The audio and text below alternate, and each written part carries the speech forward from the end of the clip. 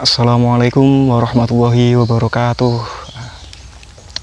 Kalau di video-video sebelumnya dari 2019 sampai 2021 itu kan Tour de Java versi saya, gue sendirian. Itu kan bisa dikatakan finishnya Cirebon. Setelah itu putar balik atau pulang ke arah Jember lagi dengan berbagai macam rutenya.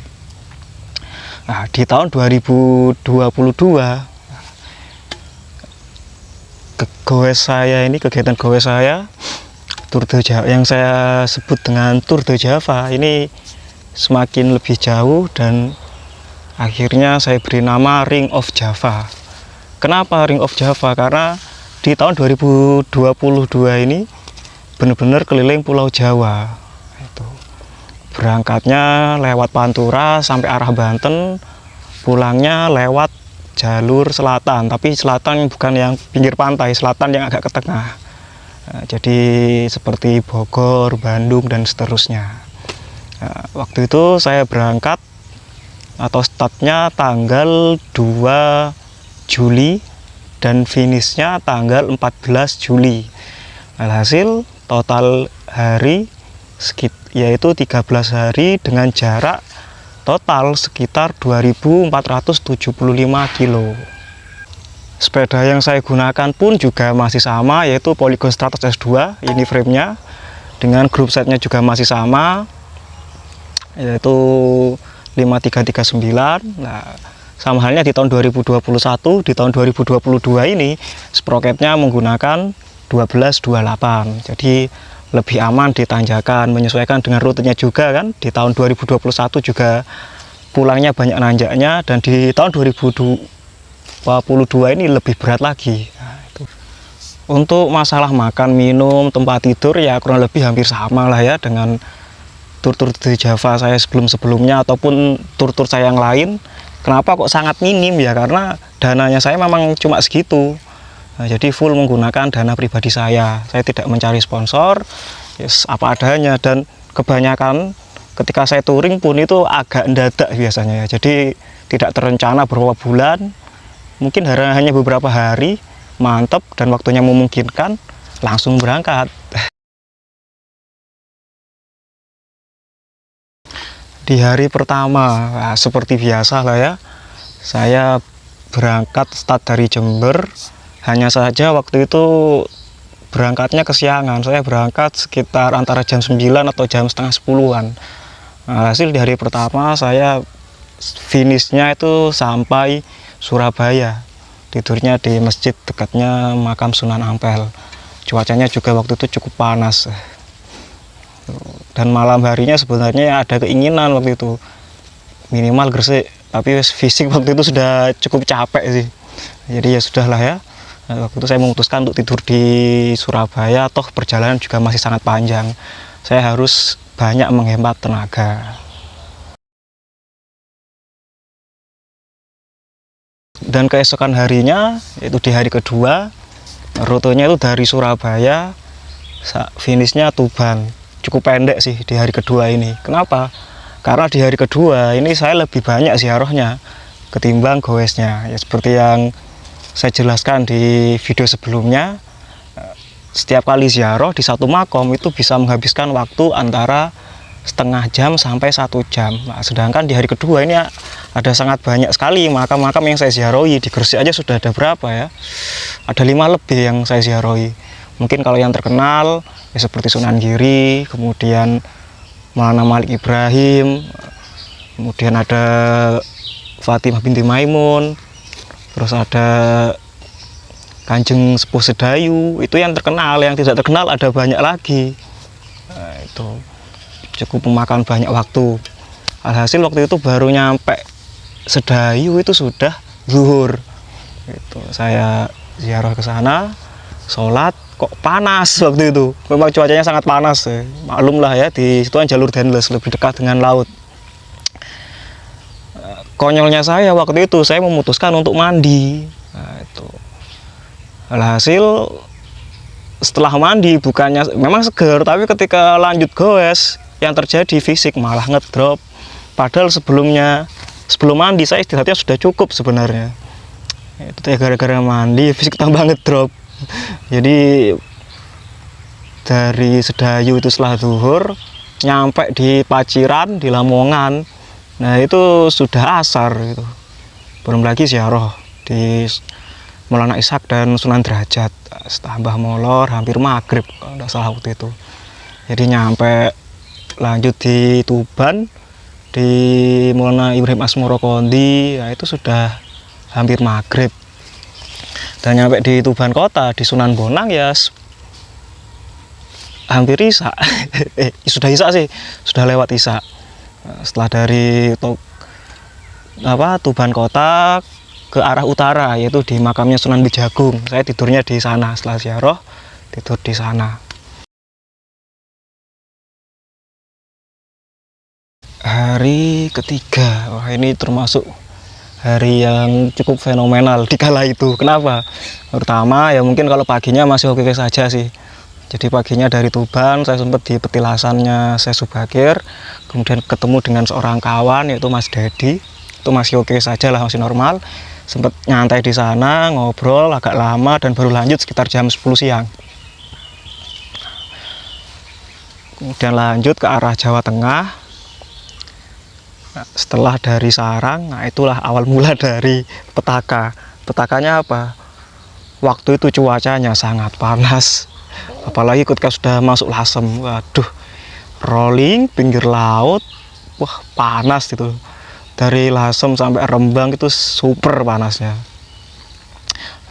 Sempat istirahat agak lama di Rembang itu karena saking panasnya. Dan setelah selesai dari Rembang menuju ke arah Pati, ternyata dari Juwana sampai Pati jalurnya itu hancur aspalnya. Sebenarnya setiap tahun juga rusak di sana jalannya, tapi di tahun itu cukup parah rusaknya. Jadi stres. Sebelumnya itu sudah capek karena kepanasan, kemudian sejauh 30 kilo lebih itu hancur, jalannya rusak. Kemudian akhirnya nyampe di Pati kota sore, asar lah waktu itu. Dan prediksi saya itu nyampe Sunan Muria di Gunung Colo itu mendekati maghrib gitu. Tapi waktu itu saya nyoba rute baru, berhubung sproket saya waktu itu kan sudah 28 itu, jadi saya ingin nyoba ke Sunan Muria lewat kota Pati itu. Jadi dari kota agak ke utara itu, biasanya saya kan lewat Kudus dulu, jadi masuk dekat Kudus kota baru nanjak. Itu saya nyoba dari Pati. Awalnya masih berjalan dengan normal, tapi semakin dekat dengan lokasi Gunung Colo, wah itu tanjakannya semakin gila. Dan pada akhirnya ada momen di mana saya sudah tidak kuat dan mau tidak mau harus nuntun sampai di parkiran makom. Alhasil waktu itu saya baru nyampe parkiran makom itu sudah isya. Nah, dari parkiran makam ke makam itu juga perjalanannya masih jauh.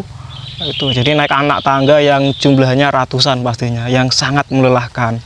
Jadi bisa dibayangkan toh, sudah capek nanjak sampai jalan kaki karena saking beratnya, naik masih lagi. Jadi gila waktu itu. Alhasil saya baru turun ke arah Kudus itu sudah lumayan malam waktu itu. Ziarah ke sana, saya biasanya tidur di Masjid Kudus dan ada di dekat situ parkiran, dan ternyata waktu saya ke sana parkirannya sudah tutup. Jadi saya memutuskan nyari musola kecil yang ada di dekat sana. Itu jadi tidur di dekat parkir. Di dekat parkir dan ojekan itu ada musola kecil di sana. Nah, tidur di sana akhirnya.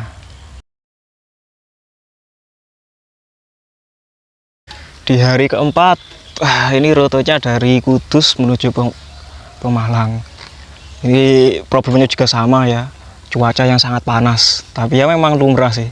Saya berangkat di bulan Juli. Bulan Juli itu kan masuk musim kemarau. Gitu. Di hari keempat ini juga masih sangat panas. Jadi start dari Kudus, saya akhirnya nyampe di alun-alun Demak. Itu sudah mau zuhur, jadi ziarah dulu di sana sama sekalian nunggu waktu zuhur. Setelah zuhur baru ke Sunan Kalijogo di Kadilangu kalau tidak salah, ya intinya di makam Sunan Kalijogo. Kemudian lanjut menuju ke Semarang. Di Semarang itu juga cuacanya masih panas. Nyampe sana saya ziarah dulu di Jumatil Kubro. Setelah ziarah juga istirahat agak lama. Kemudian setelah lanjut perjalanan ternyata hujan. Mulai dari Semarang kota sampai mau ke Alas Roban itu hujan. Ya alhamdulillah. Soalnya kan paginya sangat panas waktu itu, hujan malah seneng. Setelah dari situ turun ke Batang, kemudian Pekalongan, dan di Pemalang itu sudah cukup malam. Dan akhirnya waktu itu saya memutuskan untuk tidur di masjid yang berada di dekat makamnya Mbah Dimyati Comal, Kecamatan Comal, Kabupaten Pemalang. Lanjut di hari kelima. Hari kelima ini rutenya dari Pemalang menuju ke Cirebon. Nah, sebenarnya waktu di Pemalang saya sempat janjian sama kawan atau temen goes atau pesepeda yang dari Cirebon. Mereka mau nunggu saya di Brebes. Oke, saya langsung segera menuju ke Tegal. Nah, sesampainya di Tegal, ternyata saya salah jalur. Bukannya saya lewat jalur Pantura, saya lewat lintas utara Brebes kalau tidak salah. Itu yang jelas itu lewat pinggir laut. Dan di sana pun anginnya juga sangat kencang, panas. Jadi pada akhirnya mudah ketemu teman saya nunggu karena terlalu lama, mereka pun putar balik ke Cirebon ya, karena juga ada tanggungan di Cirebon. Dan akhirnya saya pun ketemunya di Cirebon. Setelah nyampe Cirebon, ya seperti biasa saya mampir di rumahnya Om Aheng, kemudian Mas Afat, baru setelah itu ziarah. Rencananya setelah ziarah itu mau lanjut perjalanan. Jadi selesai ziarah itu setelah Isya. Mau lanjut perjalanan, ternyata hujan deras. Itu lebih dari 2 jam kalau 2 atau 3 jam lah hujannya itu. Dan saya memutuskan ya tidur di Cirebon lah pada akhirnya. Awalnya di masjid langganan saya yang kemarin saya jelaskan lah ya di 2 video sebelumnya. Tapi sama Mas Afat di WA waktu itu suruh tidur di rumahnya, ya sudah, yes, sekalian lah ya biar tidurnya lebih layak. Karena kan kalau di hari-hari sebelumnya dan setelahnya itu kan tidurnya di masjid beralaskan lantai ataupun keramik yang sangat dingin dan ditemani oleh nyamuk yang sangat banyak.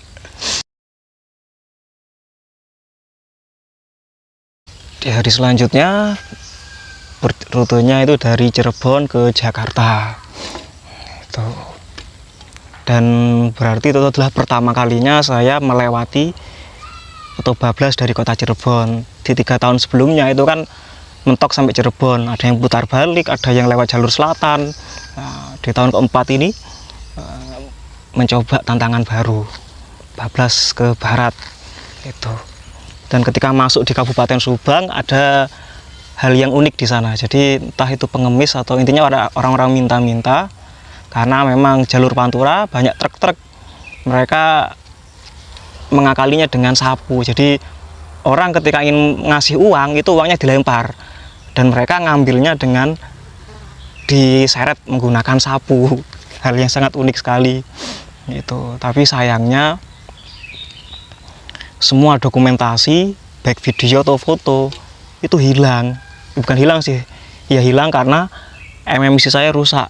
Jadi saya tidak bisa menampilkan semua dokumentasi di tahun 2022. Itu yang saya tampilkan kan yang kemarin di tahun 2021 itu ada videonya yang 8 hari. Kalau di 2 tahun sebelumnya itu memang tidak saya rekam. Oke, lanjut. Setelah dari Subang kemudian saya Cisaeng atau apa, intinya setelah itu belok ke kanan tidak lewat Pantura menuju ke makamnya Syekh Kuro yang berada di Kerawang. Setelah dari sana Baru pas saya menuju ke arah Tanjung Priok, Jakarta. Itu rencana awal saya mau lewat di Pantura lagi, tapi ada orang bilang coba lewat jalur ini. Itu yang nanti tembusnya ke Rengas Dengklok. Itu saya nyoba di jalur tersebut, ternyata setelah finish saya baru tahu itu lebih lama. Ya mungkin mikirnya karena saya menggunakan sepeda, tapi kan mereka tidak tahu kalau sepeda yang saya gunakan sepeda balap yang cenderung lebih cepat. Mereka mikirnya orang naik sepeda pasti kan lama nyampainya, jadi disuruh lewat jalur dalam agar tidak bersinggungan dengan kendaraan besar. Jadi lebih lama, dan waktu saya nyampe setelah Rengas Dengklok, nah, itu saya pada akhirnya malah putar balik di jalur Pantura dan menuju ke Jakarta. Jadi di Bekasi, Jakarta. Alhasil saya nyampe di Tanjung Priok itu mau subuh, jam-jam 2 lah, jam 2 atau jam 3 saya baru nyampe di sana. Molor sangat lama gara-gara rute itu tadi. Itu. Dan ketika saya di Jakarta saya sangat takjub sekali sih, karena kan Tanjung Priok kan pelabuhan. Nah, selama di kota-kota besar sebelumnya saya melihat kendaraan besar, kendaraan truk atau jenisnya itu saya biasa. Tapi kalau di Tanjung Priok, karena memang kota besar ya, Jakarta, kota metropolitan terbesar di Indonesia lah bisa dikatakan, gila kendaraannya di sana, ngeri-ngeri. Saya sampai ketakutan sendiri sih kalau pas tiba-tiba ditabrak atau apa. Nah, itu jadi pada akhirnya malam harinya setelah ziarah ke Tanjung makamnya Mbah Priok, saya tidur di sana. Jadi ada masjid dan ada memang disediakan untuk orang musafir lah, orang yang dari jauh. Itu karena memang di sana selalu rame.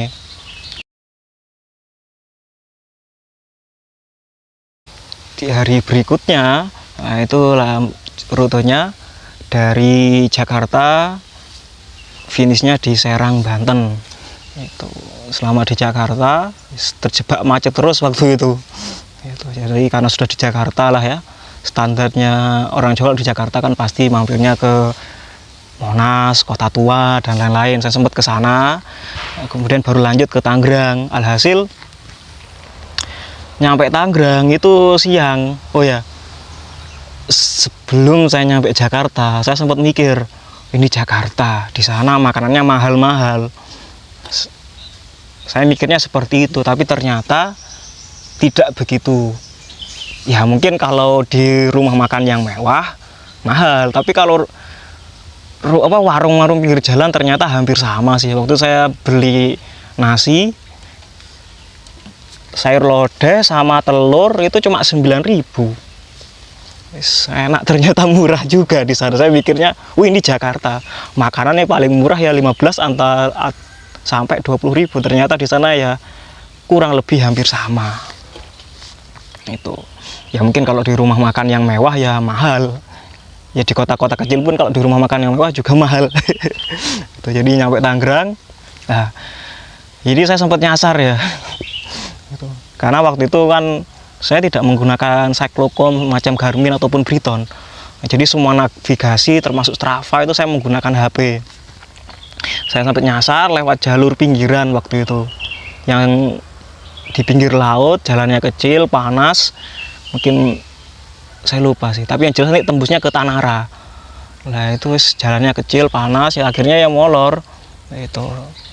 Dan setelah di Banten ya ziarah di Kesultanan Banten dan beberapa makam yang lain, kemudian lanjut ke arah Serang. Oh ya, saya nyampe di Kesultanan Banten itu sore, saya mau asar, tapi entah ya hari itu kondisi fisik kok sangat ngantuk. Ya mungkin imbas di hari sebelumnya saya kan kurang tidur, baru tidur mau subuh ya, jadi di hari ini saya fisik agak ngedrop. Saya sempat beli waktu itu kopi, nggak memepan, sampai iseng. Sebelumnya nggak pernah sih, kayak kerating deng itulah, nyoba. Kan katanya kalau capek minum itu seger lagi, nggak mempan. Ya sudah, daripada beresiko entah jatuh atau ketabrak, ya sudah saya memutuskan untuk tidur di masjid terdekat yang berada setelah dari kota Serang. Itu kalau tidak salah masjidnya itu Baitur Rahmah kalau tidak salah, tapi loh ya, yang jelas kiri jalan. Itu sangat ngantuk sekali waktu sudah tidak kuat, memutuskan tidur di situ lah, lanjut besok. Apalagi di depan itu adalah tanjakan, cari aman lah. Keesokan harinya saya pun lanjut perjalanan dari Pandeglang, dari Serang menuju ke Bogor. Nah, jadi Serang, Pandeglang, Lebak, dan akhirnya di Bogor. Jalannya nanjak, jadi itu adalah hari pertama yang menyiksa itu, karena kan di hari-hari sebelumnya lebih didominasi oleh jalan datar, musuhnya ya panas, kendaraan berat, itu lah. Mungkin kalau di hari sebelumnya tanjakan paling berat ya waktu di Pati itu tadi menuju ke Sunan Muria. Tapi di hari ini itu adalah awal mula dari tanjakan, karena kedepannya juga akan ada banyak sekali tanjakan. Mulai dari Serang sampai Bogor itu rolling, dan pastinya banyak didominasi tanjakan. Dan waktu masuk di Kabupaten Lebak Banten ya, saya baru tahu sih ternyata di Pulau Jawa itu ada kebun kelapa sawit. Karena setahu saya ya memang saya mungkin kurang mencari informasi. Setahu saya itu kan kebun kelapa sawit adanya di Sumatera, Kalimantan. Ternyata di Pulau Jawa ada. Jadi keren sih waktu lewat di Lebak itu, kiri kanan perkebunan sawit kayak yang sudah tidak ada di Jawa. Itu nyampe di situ, lanjut di Bogor. Lah ketika di Bogor ya sebenarnya memang sudah agak lama sih.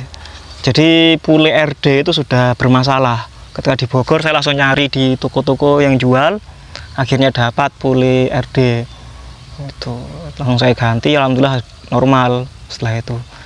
Dan juga persiapan karena besoknya kan nanjak di puncak, daripada trouble di puncak malah repot nanti. Itu jadi di Bogor saya beli, kemudian ya nyampe di Kebun Raya Bogor itu sore. Itu rencananya ingin nyicil, tapi saya ingatlah waktu itu kan adalah malam takbiran Idul Adha, besoknya hari raya Idul Adha. Jadi langsung saya pas setelah dari Masjid Keramat Empang, di sana ada makamnya Habib juga, saya ziarah ke sana. Saya memutuskan untuk tidur di sana.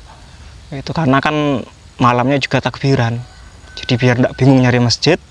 Itu, dan besoknya pun juga sama, tidak bingung mencari tempat untuk sholat Idul Adha. Ya sebenarnya banyak di sepanjang jalan, tapi kadang kalau sudah di tengah perjalanan itu banyak sekali godaannya, yang males lah, yang ini dan itu. Gitu. Jadi kalau dapat malah enak lah, biar tidak bingung. Dan di hari berikutnya rutenya itu dari Bogor sampai ke Garut. Nah itu jadi saya berhubung Idul Adha, jadi saya paginya sholat dulu. Setelah sholat tidak langsung berangkat, sempat ngobrol dengan masyarakat sekitar. Dan saya pun baru start sekitar jam 10-an kalau tidak salah, sekitar jam 10 saya baru start. Jadi mulai nanjak itu sudah mau zuhur lah, sudah siang pastinya. Tapi karena di daerah puncak tetap dingin meskipun sudah siang. Tapi kendalanya di sana, kendaraannya rame, banyak angkot, macet. Nah itu. Jadi kondisi sudah nanjak berat, tiba-tiba macet, terus berhenti. Itu, dan RD saya ternyata bermasalah waktu itu. Jadi sproket 28 itu tidak bisa, agak bengkong.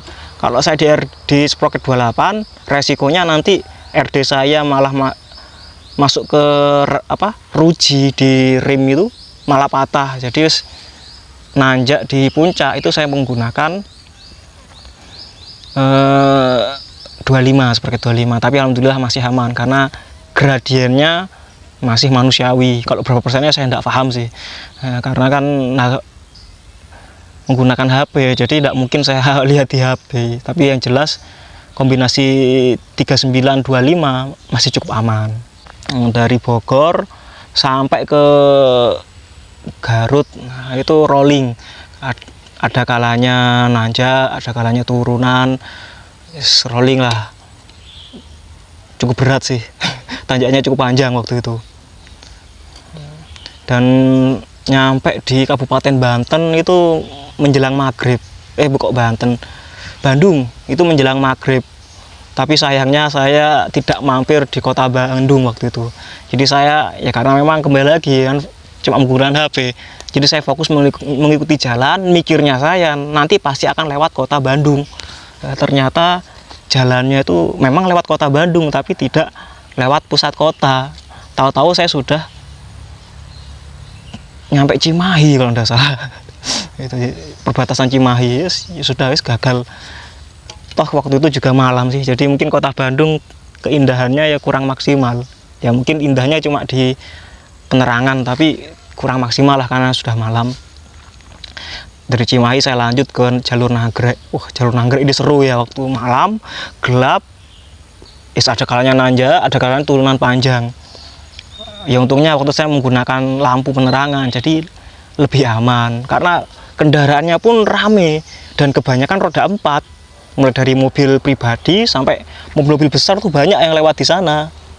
Dan ketika nyampe Garut, saya memutuskan untuk tidur di Gunung Haroman. Di sana ada makamnya Sunan Haroman, ya penyebar agama Islam di Garut sih waktu itu beliau. Saya tidur di sana, ya karena di gunung sangat dingin. Ya untungnya ada di sana di dekat musola itu ada warung jual ya lumrahnya tempat ziarah kan pasti ada yang jualan makanan. Alhamdulillah penjualnya itu meminjami saya selimut. Ya karena mungkin tahulah ya dingin. Saya tidur di sana, saking dinginnya ketika sudah subuh saya sempat bangun, tapi refleks langsung selimutan. Jadi saya baru sholat itu ya sudah lewat sih. Jam berapa ya? 5:30. Jadi subuhnya saya kodok waktu itu. Aduh emang ya, semua gimana lagi sih, kan mungkin capek jadi ya. Di hari berikutnya jalurnya dari Garut menuju ke Banyumas, Jawa Tengah. Jadi perpisahan antara Provinsi Jawa Barat menuju Provinsi Jawa Tengah. Mulai dari Garut, Tasikmalaya, Ciamis, ini rolling, tapi lebih banyak nanjaknya. Barulah dari Ciamis, nah ini baru bertemu dengan turunan, sampai nanti masuk Banjar. Banjar ini masih Jawa Barat yang berbatasan dengan Jawa Tengah. Dan akhirnya nyampe atau masuk di wilayah Majenang, Cilacap, itu juga datar. Tapi ketika mau di daerah Majenang kalau tidak salah, sebelum Banyumas, itu hujan cukup deras. Istirahat agak lama dan kemudian nyampe Banyumas karena sudah agak ngantuk. Ya, seperti biasa saya tidur di masjid yang ada di sana. Masjid Al-Hidayah atau apa sih. Yang berada di jalur atau jalan lingkar Simpiuh. Saya tidur di sana karena fisik juga sudah capek, ngantuk. Itu ya, alhamdulillah. Di sana juga cukup enak tempatnya sih, meskipun beralaskan karpet mendingan lah, tidak begitu dingin daripada beralaskan lantai.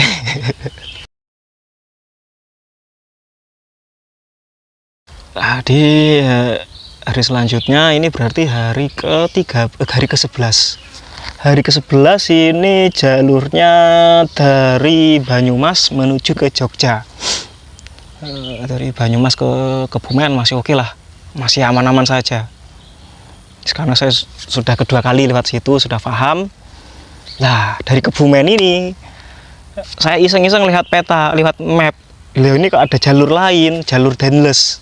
Jadi ada jalur provinsi yang agak nanjak, ada jalur Dendles yang elevasinya kelihatan datar. Saya tertarik lewat jalur Dendles. Saya mikirnya karena datar, oh ini enak, ini datar, pastinya lebih cepat. Ternyata kebalikannya, memang datar, tapi di sana anginnya sangat kencang dan kondisi saya waktu itu melawan arah angin dan sangat panas. Jadi molor lagi di situ. Saya nyampe jalur Dendles itu, waktu awal jalur Dendles itu belum zuhur, tapi saya keluar jalur Dendles menuju ke Wates atau Jogja itu sudah sore setelah asar.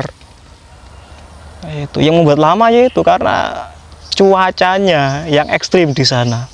Dan ketika saya tanya dengan kawan saya, dia pun mengiyakan. Jadi orang-orang sana pas sepeda sana pun pikir-pikir mau lewat jalur Dendles itu. Karena meskipun kelihatan datar, tapi resikonya itu tadi. Malah lebih aman lewat jalur provinsi yang kelihatannya nanjak. Imbas dari salah jalur yang rencananya tidurnya itu kalau bisa di Pacitan. Jadi rencananya itu saya dari ke-11 lewat pinggiran. Dalam artian lewat Pacitan, kemudian dari Pacitan itu telah tergalak rencananya. Tapi karena gagal itu tadi, salah jalur, rute pun berubah. Dan malamnya waktu di Jogja saya tidur di rumahnya Mas Imam, di kontrakannya lebih tepatnya. Hari ke-12, imbas kesalahan saya di hari ke-11, akhirnya saya harus merubah jalur. Kenapa kok tidak lewat Pacitan? Karena batas liburan saya itu sampai di hari ke-13, hari ke-14 saya sudah aktif lagi. Jadi di hari ke-12 saya harus berpikir lewat jalur lain yang sekiranya di hari ke-13 malam sudah nyampe Jember dan jalurnya tidak boleh sama ketika berangkat. Dan waktu itu saya sempat molor berangkatnya. Jadi RD-nya saya sempat bermasalah. Baru berangkat tuh jam setengah 10 atau jam 9. Ya sudah. Akhirnya saya memutuskan lewat Solo saja yang datar. Lewat Solo, Ngawi, Alas Mantingan. Nah, itu lewat situ. Saya nyampe Ngawi itu mau Isak sih. Jadi saya lewat Alas Mantingan itu dari sore sampai maghrib. Jadi waktu setelah lewat Alas Mantingan ada masjid, saya sholat dan istirahat sebentar di situ, baru lanjut setelah maghrib. Nah, itu dan nyampe di Ngawi kota. Setelah Ngawi lanjut ke arah Nganjuk. Nah, dari Nganjuk ini saya tidak menuju ke arah Jombang. Saya menuju ke kiri, ke kanan, menuju ke arah Kediri, karena tetap inginnya saya nanti pulangnya lewat jalur selatan. Cuma di hari ke-12 ini saya lewat jalur tengah untuk menghemat waktu juga dan memastikan hari ke-13 saya bisa nyampe rumah. Dan ketika nyampe di Kediri, rencananya saya mau tidur itu di setelah kota Kediri, tapi ketika sebelum arah kota Kediri fix sudah cukup ngantuk waktu itu, dan saya pun memutuskan tidur di pom bensin yang ada di sana. Tuh, pom bensinnya pun tempatnya cukup enak. Jadi sebelum saya tidur ke pom bensin itu saya mengecek dulu musolahnya bagaimana, mendukung untuk orang Jawa atau tidak. Kenapa? Karena ada beberapa pom itu yang kadang penjaganya itu tidak memperbolehkan orang tidur di dalam. Saya cek di situ kok aman dan cocok ini. Akhirnya memutuskan tidur di musola yang berada di pom bensin tersebut. Hari ke-13 ini hari terakhir. Rutenya pastinya Kediri, Jember, lewat Piket 0. Nah, itu dari Kediri, Blitar, Malang, dan puncak Piket 0. Nah, itu sudah tahu sendirilah ya, lebih banyak tanjakan. Turunannya itu cuma di Kepanjen, itu baru turunan menuju ke arah Piket 0 itu sudah banyak tanjakan lagi. Waktu itu saya nyampe Piket 0 agak malam sih, setelah Isya kalau tidak salah, baru nyampe puncak Piket 0. Dan di tahun 2022 jembatan utama itu belum rampung. Waktu itu jembatan utama masih belum jadi jembatan kecil yang terbuat dari besi, yang hanya bisa dilewati oleh kendaraan bermotor roda 2, dan itu pun harus bergantian. Jadi tidak bisa bareng antara motor dari lawan arah, harus gantian. Dan selama berada di Piket 0, karena memang akses jalan utamanya masih belum bisa, yang lewat selama di Piket 0 itu saya hanya papasan dengan 1 atau 2 sepeda motor. Jadi selama turunan itu sangat sepi. Ya untung kan di hari ketiga saya gowes di belakangnya truk kan, karena demi mendapatkan penerangan lampu dari truk itu di tahun 2022, karena saya sudah menggunakan senter atau lampu, jadi cukup membantu meskipun waktu itu gelap, jadi gelap kiri kanan samar, yang jelas kanan jalan itu adalah jurang. Alhamdulillah saya pun nyampe di jembatan itu dengan selamat. Setelah keluar dari jembatan itu turun lagi sampai Pasirian, di Tempeh ini saya waktu mau lewat JLS masih agak mamang sih, karena saya masih belum tahu waktu itu JLS-nya sudah tembus atau belum. Jadi saya lewat di arah Kunir, Yosowilangun, dan ternyata dari Tempeh sampai ke Kunir jalannya itu tidak begitu mulus, apalagi di Tempeh itu banyak jalannya itu yang tertimbun pasir ya, karena memang jalur tersebut sering dilewati oleh truk-truk pasir. Jadi sudah capek, jalannya ndak enak, tambah itu.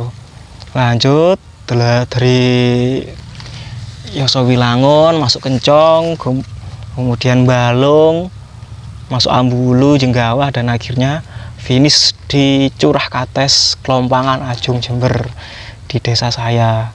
Dan finishnya pun itu sudah cukup malam waktu itu. Dan alhamdulillah sih, di tahun 2022 ini cukup berkesan. Meskipun di tahun 2023 saya lebih gila lagi. Oke ya, cukup sekian. Ya, kurang lebihnya saya mohon maaf. Kalau ada yang ingin ditanyakan silahkan komentar. Terima kasih. Wassalamualaikum warahmatullahi wabarakatuh.